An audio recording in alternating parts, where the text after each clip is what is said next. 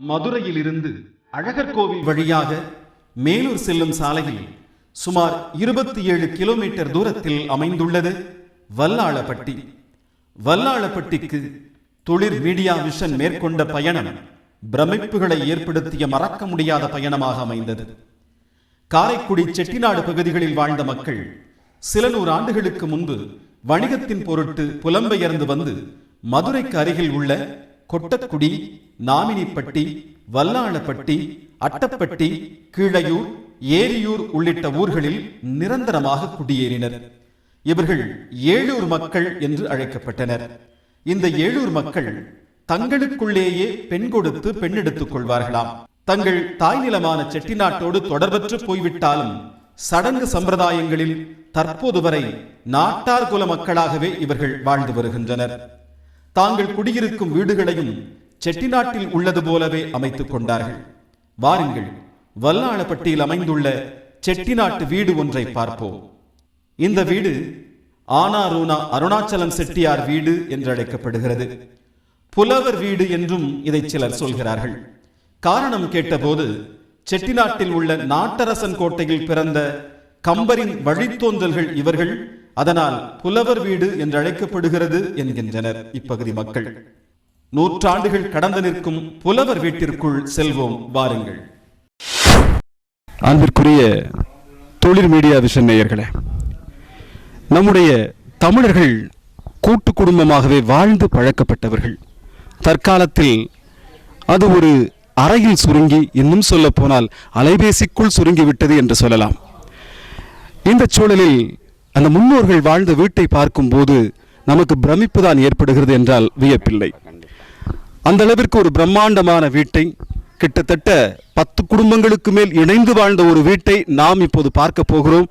நம்முடைய மதுரையிலிருந்து ஒரு 27 கிலோமீட்டர் தொலைவில் உள்ள வல்லாளப்பட்டியில் அமைந்திருக்கக்கூடிய ஆனாரூனா அருணாச்சலம் செட்டியார் அவர்களின் வீடுதான் இந்த வீடு. நீங்கள் இப்போது பார்த்து கொண்டிருக்கக்கூடிய இந்த வீடு. வாருங்கள், என்னவெல்லாம் அதிசயங்கள் அந்த வீட்டிற்குள் இருக்கிறது என்று பார்த்து தெரிந்து கொள்ளலாம். இந்த கம்பி கிராதிகளுக்குள் தான் வாழ்ந்து கொண்டிருக்கிறது ஒரு 150 ஆண்டு கால பெருமை. 150 ஆண்டு காலத்திற்கு முன்னால் கட்டப்பட்ட ஒரு வீடுதான் வல்லாளப்பட்டியில் அமைந்திருக்கக்கூடிய இந்த ஆனாரூனா அருணாச்சலம் செட்டியாரின் இந்த வீடு. இது பற்றி இங்கே வசிக்கக்கூடிய பல குடும்பங்கள் வசித்தால் அந்த குடும்பங்களில் ஒருவராக இருந்து இந்த இல்லத்தை பராமரித்து கொண்டிருக்கக்கூடிய நம்முடைய மரியாதைக்குரிய இளைய பெருமாள் அவர்களை கேட்டு தெரிந்து கொள்வோம். வணக்கம் ஐயா. இந்த வீடு ஒரு கிட்டத்தட்ட ஒரு 150 வருஷமாக ஆகிப்போச்சு. பூராமே சின்னாம்பு முட்டை கருவில் கட்டி பூசப்பட்டது. கிட்டத்தட்ட ஒரு 50 குடும்பம்னா ஒரு 50 பேர் வாழ்ந்தது. அங்கங்கே வெளியேறி போயிட்டாங்க. ஆனால் வீடு அப்படி இருக்குது, பராமரிக்க பண்ணாமல் இருக்குது.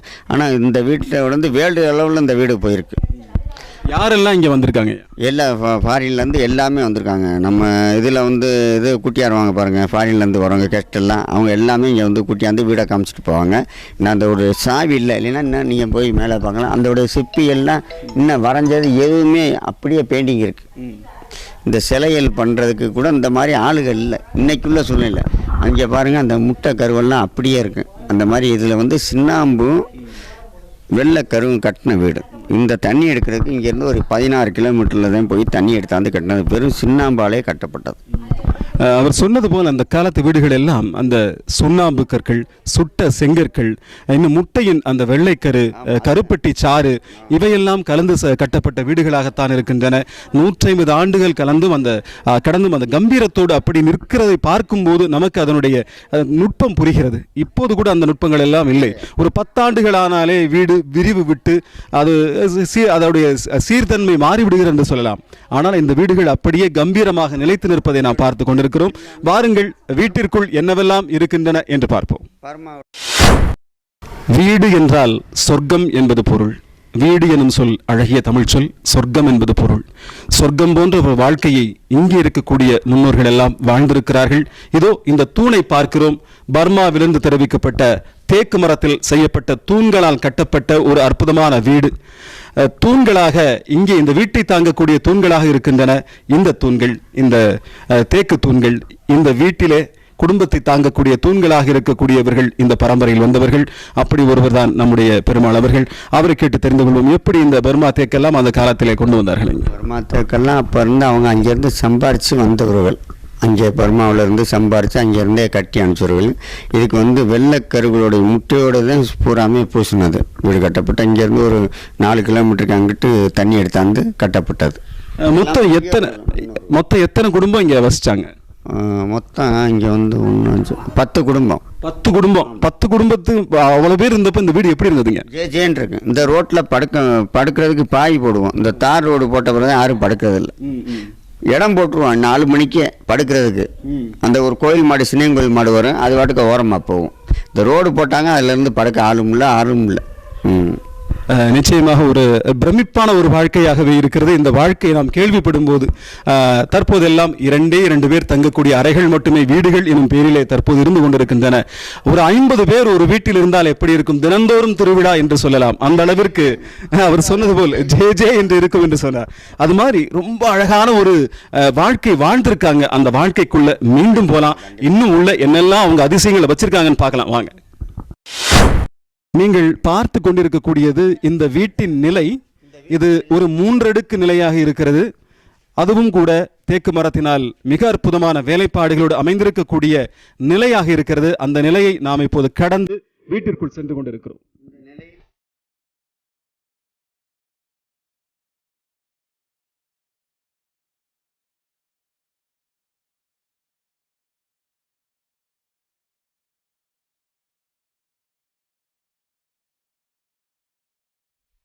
அக்காலத்தில் கட்டப்பட்ட வீடுகளின் முற்றம் என்று சொல்வார்கள் இதனை. அந்த முற்றத்தை இப்போது நாம் பார்த்து கொண்டிருக்கிறோம். சுற்றிலும் அமர்ந்து வசிக்கக்கூடிய வசிப்பிடம்.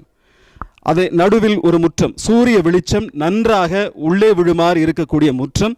இந்த முற்றம், இந்த பகுதிகள் தான் வசிப்பிடமாக, லிவிங் ஏரியா என்று தற்போது ஆங்கிலத்தில் சொல்கிறார்கள் அல்லவா. அந்த காலத்தில் லிவிங் ஏரியாவாக இருந்தது இந்த முற்ற பகுதி தான். நீங்கள் பார்த்து கொண்டிருக்கக்கூடிய இந்த அமைப்பு, இந்த வீட்டிலே உத்திரங்கள் மற்றும் பக்கவாட்டு கைகள் என்று சொல்வார்கள். இது பக்கவாட்டு கைகள். அதில் கூட அற்புதமான வேலைப்பாடுகளை நீங்கள் பார்த்து கொண்டிருக்கிறீர்கள். அந்த குமிழ் போன்ற அந்த ஆணி, அதேபோல் அப்படியே செதுக்கி எடுக்கப்பட்ட அந்த கட்டைகள் எல்லாவற்றையும் பார்த்து கொண்டிருக்கிறீர்கள். அற்புதமான வேலைப்பாடுகள் அமைந்த அந்த மூலையிலே பார்த்தால் அத்தனை இந்த வீட்டினுடைய மொத்த சுமையை தாங்கக்கூடிய கல்தூண்கள், ஒரு 3 கல்தூண்கள் ஒரே இடத்தில் அமைந்திருப்பதை பார்க்கிறோம். இந்த இடமானது இந்த வீட்டின் இந்த பாகத்தை அப்படியே தாங்கி நிற்பதற்கு ஏற்றவாறு இங்கே அமைக்கப்பட்டிருக்கிறது. அதை பார்க்கிறோம். கீழே கல்தூண், மேலே அந்த மரப்பலகையால் செய்யப்பட்ட ஒரு அமைப்பு இங்கே இருப்பதை நாம் பார்த்து கொண்டிருக்கிறோம். இவை அனைத்தும் சேர்ந்து இந்த வீட்டின் பாரத்தை முழுவதுமாக தாங்கி கொண்டிருக்கின்றன. ஒரு அற்புதமான சிவில் என்ஜினியரிங் இங்கே அற்புதமாக நமக்கு புலப்படுகிறது. அந்த காலத்திலேயே சிவில் இன்ஜினியரிங் என்று சொல்வோம் அல்லவா, அந்த கட்டட கலை மிக அழகாக இங்கே தென்பட்டு கொண்டிருக்கிறது. அந்த அற்புதமான இல்லத்தை இன்று நாம் நம்முடைய துளிர் மீடியா விஷன் சார்பாக பார்த்து கொண்டிருக்கிறோம்.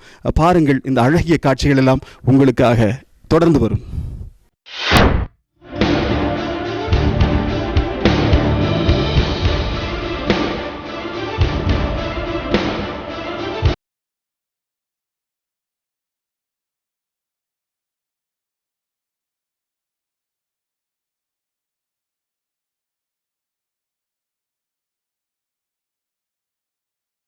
இனியவர்களே, இந்த வீடு என்பது வீட்டின் தலைவர்கள் எந்த அளவிற்கு வீட்டு உறுப்பினர்கள் மீது பாசம் வைத்திருந்தார்கள் என்பதை விளக்கக்கூடிய ஒரு அற்புதமாக வீடாகவே இங்கே அமைந்திருக்கிறது. பார்த்து பார்த்து கட்டியிருக்கிறார்கள் என்று சொல்லலாம். பர்மா தேக்கு, இங்கே இருக்கக்கூடிய கல்தூண்கள், இதோ இங்கே வேயப்பட்டிருக்கக்கூடிய ஓடுகள் என்று அத்தனையுமே இங்கே இந்த வீட்டின் தலைவர்கள் இந்த வீட்டு உறுப்பினர்கள் மீது எந்த அளவிற்கு பாசம் வைத்திருந்தார்கள், எவ்வளவு பாதுகாப்பை அவர்களுக்காக கொடுக்க வேண்டும் என்று நினைத்திருந்தார்கள் என்பதையெல்லாம் காட்டுகின்ற ஒரு அற்புதமான ஒரு விளக்கமாகவே இருக்கிறது. விளக்கம் என்றால் ஒளி, தீபம் என்று பொருள். இந்த விளக்கம், இந்த கல்தூண்கள் எல்லாம் பார்க்கும்போது வைர நெஞ்சம் படைத்தவர்களாக வாழ்ந்திருக்கிறார்கள் அக்கால மக்கள், தமிழர்கள் என்பது நமக்கு புலப்படுகிறது. கோவில்களில்தான் சிற்பங்கள் இருப்பதை பார்த்திருக்கிறோம். இங்கே வீடுகளில் இருக்கக்கூடிய கல்தூண்களில் கூட சிற்பங்கள் மிக அழகாக இருக்கின்றன. இதோ அழகிய யானை சிற்பம் ஒன்று இந்த கல் தூணிலே செதுக்கப்பட்டிருப்பதை நாம் இங்கே பார்த்து கொண்டிருக்கிறோம். அதற்கு மேலாக ஒரு தாமரை இதழ் போன்ற அமைப்புகள் அங்கே தென்படுவதையும் பார்க்கிறோம். இப்படி பல அழகிய கலைநுணுக்கத்தோடு இருக்கக்கூடிய சிற்பங்கள் ஒவ்வொரு கல் தூணிலுமே செதுக்கப்பட்டிருக்கின்றன இந்த வீட்டிலே.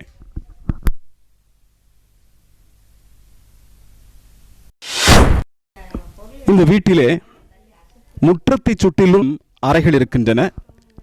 ஒவ்வொரு குடும்பமும் வசிப்பதற்கு தனித்தனியான அறைகள். அதேபோல் மாடியிலே அறைகள் இருக்கின்றன. அந்த மாடியிலே கைப்பிடி சுவர் கூட மரத்தால் செய்யப்பட்டிருப்பதை நாம் பார்க்கிறோம். இங்கு இருக்கக்கூடிய பல அறைகள், இந்த அறைகளில் எல்லாம் ஒளிமயமான எதிர்காலத்தோடு வாழ்ந்த அந்த கால நினைவுகள் இப்போதும் கூட நிழலாடுகின்றன நெஞ்சிலே. எப்படியெல்லாம் இங்கே அந்த தமிழ் மக்கள், நம்முடைய மூதாதையர்கள் வாழ்ந்திருக்கிறார்கள் என்பதை நாம் பார்த்து கொண்டிருக்கிறோம். மிக அழகான ஒரு காட்சிகள் அத்தனையும் உங்களுக்காக நம்முடைய துளிர் மீடியா விஷனிலே உங்கள் பார்வைக்கு வந்து கொண்டிருக்கிறது. நிச்சயமாக இதை பார்க்கக்கூடிய ஒவ்வொருவருக்கும் ஒரு அழகான வாழ்க்கையை எப்படி நம் முன்னோர்கள் வாழ்ந்திருக்கிறார்கள், நாம் அந்த வாழ்க்கையை இப்போது எப்படி தவறவிட்டிருக்கிறோம் என்றெல்லாம் நாம் யோசித்துக் கொண்டிருப்போம். வாருங்கள், இன்னும் பல விஷயங்களை, பல அதிசயங்களை நாம் இங்கே பார்க்க போகிறோம். ஒரு வீட்டிற்கு அழகை சேர்ப்பது அதனுடைய முற்றம், நுழைவாயில், இல்லத்தில் இருக்கக்கூடிய கதவுகள் என்று சொல்வார்கள். இந்த கதவை பாருங்களேன். இது ஒரு ஆள் குனிந்துதான் உள்ளே செல்ல வேண்டும். நாம் வாழக்கூடிய அந்த வீட்டிற்கு எப்போதுமே மரியாதை செலுத்த வேண்டும் என்பதற்காக அக்கால வீடுகள் எல்லாம் குனிந்து செல்லுமாறு அமைக்கப்பட்டிருக்கின்றன. அந்த கதவின் அமைப்பை பார்க்கிறோம். மிக பலமாக செய்யப்பட்ட ஒரு கதவு. இதை அசைக்க கூட முடியாது நம்மால்.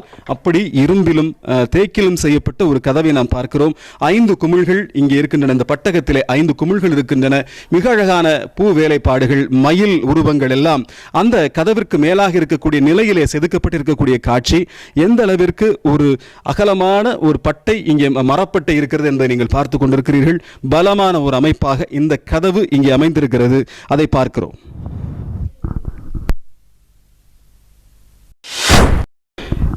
இந்த பொருள்கள் எல்லாம் பார்த்தே பல ஆண்டுகளாகிவிட்டது நமக்கெல்லாம். இதை இன்னமும் பயன்படுத்தி கொண்டிருக்கிறார்கள் இந்த வீட்டில் என்பது நமக்கு வியப்பிற்குரிய செய்திதான். ஆட்டுரல் எந்த அளவிற்கு வலிமையானதாக இருக்கிறது. இதில் தான் இன்னமும் அவர்கள் மாவாட்டி கொண்டிருக்கிறார்கள் என்றால், அரிசியை போட்டு மாவாட்டி கொண்டிருக்கிறார்கள் என்றால் நிச்சயமாக வியப்பை தான் தருகிறது. அதெல்லாம் நமக்கு அசைக்க கூட முடியாது நம்மால் அந்த கற்களை. அப்படிப்பட்ட கற்களில் தான், அதுதான் அந்த மகளின் வலிமையாக இருந்திருக்கிறது. நம்முடைய தமிழ் மகளிரின் வலிமையை புலப்படுத்துவதாகவே இந்த ஆட்டுரல்கள் இங்கே அமைந்திருக்கின்றன. ஒரு அடுப்படி, இந்த அடுப்படியை பார்த்தாலே நமக்கு வியப்பு ஏற்படும். ஒவ்வொரு குடும்பத்திற்கும் தனித்தனியாக அடுப்புகள் இங்கே இருக்கின்றன. ஒரே இடத்தில் ஒரே ஒரு சதுரமான அமைப்பிலே, இந்த அமைப்பிலே பார்த்தால் இங்கு ஒரு அடுப்பு, அதை தாண்டி சற்று தொலைவிலே இன்னொரு அடுப்பு, அதற்கடுத்து இன்னொரு அடுப்பு என்று எத்தனை குடும்பங்கள் வாழ்ந்தனவோ அத்தனை குடும்பங்களுக்கும் தனித்தனியாக அடுப்புகள் இங்கே இருப்பதை நாம் பார்த்து கொண்டிருக்கிறோம். நவீன காலம் எரிவாயு அடுப்பிற்கு மாறிவிட்டாலும் அக்கால மக்கள் இன்னமும் கூட இதுபோன்ற மண் அடுப்புகளில் அந்த விறகுகளை, சொல்லிகளை வைத்து எரித்து கொண்டிருக்கிறார்கள். இன்னமும் கிராம பகுதிகளில் அந்த அடுப்பினை, அழகான வாழ்க்கையின் தடங்களை நாம் இங்கே பார்த்து கொண்டிருக்கிறோம். இதை மண் தொட்டி என்றும் ஒரு 150 ஆண்டுகளுக்கு முன்னால் செய்யப்பட்டது என்றும் சொன்னால் நீங்கள் நம்புவீர்களா? இப்போது வரக்கூடிய இரும்பு தொட்டிகள் எல்லாம் கூட சில ஆண்டுகளில் உருக்குலைந்து போய்விடுகின்றன. 150 ஆண்டுகள் கடந்து இந்த மண் தொட்டி அப்படியே இருக்கிறது. அந்த மண் தொட்டியில் நீர் நிரப்பி இருப்பதை, இன்னமும் நீர் நிரப்பி பயன்படுத்தி கொண்டிருப்பதை நாம் பார்த்து கொண்டிருக்கிறோம்.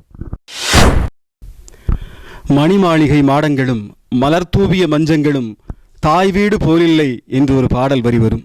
அதுபோலத்தான் இந்த வீட்டில் வாழ்ந்தவர்களுக்கு வேறெங்கும் வாழ்வது என்பது கடினத்திலும் கடினம் என்று சொல்லலாம். ஒரு பரந்த உலகம் இங்கே இருக்கிறது. இது வீடல்ல, ஒரு உலகம் இங்கே அமைந்திருக்கிறது என்றால் மிக இல்லை. நீங்கள் இங்கே பார்த்து கொண்டிருக்கக்கூடிய இந்த கல் அமைப்பு என்னவென்றால், தற்காலத்தில் ஷெல்ஃப் என்று சொல்கிறார்கள் அல்லவா? நிறைய பொருள்களை, பாத்திரங்களை, பாத்திரம் பண்ணங்களை எல்லாம் வைக்கக்கூடிய ஷெல்ஃப் என்று சொல்கிறார்கள் அல்லவா? அதுபோன்று அக்காலத்தில் கல்லிலேயே கட்டப்பட்ட ஷெல்ஃப் தான் இது.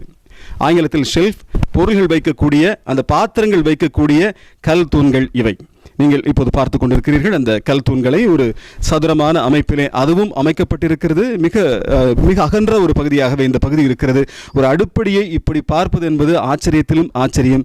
ஒரு 4 அடிக்குள் 4க்கு 4 என்று முடிந்துவிடக்கூடிய ஒரு அடுப்படி இப்போது அடுக்களை என்றால் அடுக்கடுக்காக இருப்பது, அலைந்து இருப்பது என்று சொல்வோம். அப்படி அடுக்களை என்ற பெயர் ஏன் வந்தது என்பதை இந்த வீட்டிற்கு வந்த பின் தான் தெரிகிறது. வரிசையாக அந்த அடுக்களை இருப்பதை நாம் பார்த்து கொண்டிருக்கிறோம். மிகச்சிறப்பான ஒரு வடிவமைப்போடு இன்னமும் இந்த வீட்டை பராமரித்துக் கொண்டிருக்கக்கூடிய இந்த இல்லத்தார்க்கு நம்முடைய வாழ்த்துக்களை இந்த வேளையிலே தெரிவித்துக் கொள்ள வேண்டும்.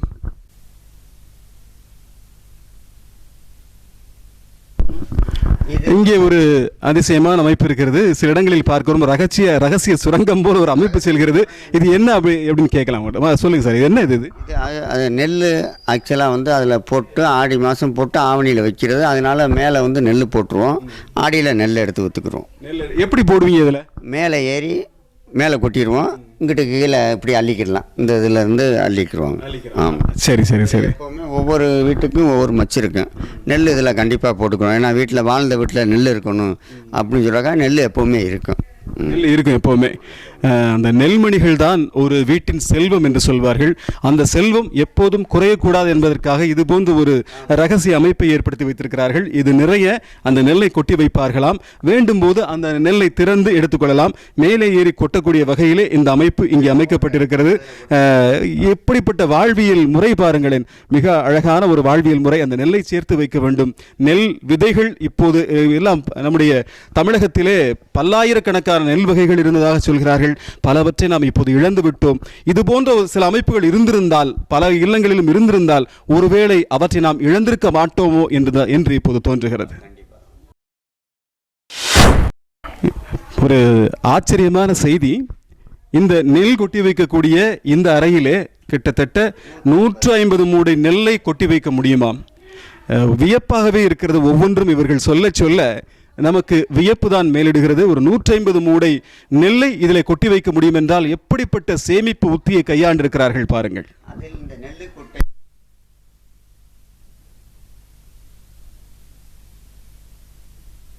செம்மண்லே பூசினது, சிமெண்ட்டு கிடையாது, செம்மண்லே பூசினது. அந்த செம்மண் பூசினா எந்த கரையாங்கரையா எதுவும் போகாது. அதனால் நெல் அப்படியே எப்போ போட்டோமோ அதே மாதிரி இருக்குங்க. இப்போ சிமெண்ட்டில் பூசி இது பண்ணுறதில்ல, இது வெறும் களிமண்லேயே உள்ளே பூசுறது.